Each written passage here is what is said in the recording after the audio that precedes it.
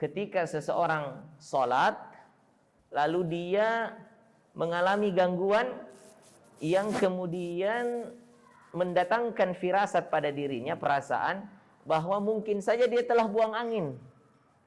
Mungkin saja dia telah buang angin. Apabila datang perasaan itu pada diri seseorang, apakah saya batal atau tidak? Maka dia harus meninggalkan perasaan ini dan menetapi keyakinan.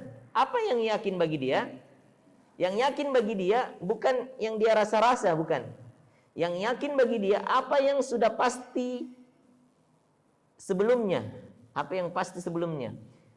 Dan dia tidak mengikuti apa yang datang kemudian. Ya, dia ikuti apa yang pasti sebelumnya. Yakni misalnya masalah batalkah wudunya atau tidak. Ketika dia sholat, sudah pasti dia dalam kondisi suci. Sudah pasti dia dalam kondisi berwudu.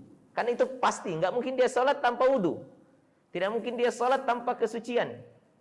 Tidak mungkin. Pasti dia sholat sudah berwudu. Dan itu yakin bagi dia. Itu kepastian bagi dia.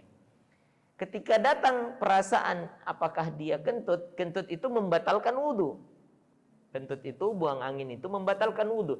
Berarti yang datang kemudian adalah keraguan apakah batal wudunya atau tidak. Karena ini tidak pasti, maka dia harus tetap dengan sholatnya. Nabi mengatakan la yansarif, tidak boleh dia batalkan sholatnya. Hatta tasma'u sautan, sampai dia dengar suara, au tajidu rihan, atau dapat bau. Ya, mencium bau. Sudah dapat aroma bau, ini sepertinya mirip punya saya ini. Ya, berarti batal dia. Ya. Karena ada kepastian yang baru. Atau dia dengarkan suara, sudah jelas namanya suara, itu kepastian yang baru. Maka keraguan-raguan itu tidak berfaedah sama sekali. Keraguan-raguan tidak punya faedah sama sekali. Seseorang tidak boleh melirik kepada keraguan, dia berketetapan pada keyakinan, kepastian.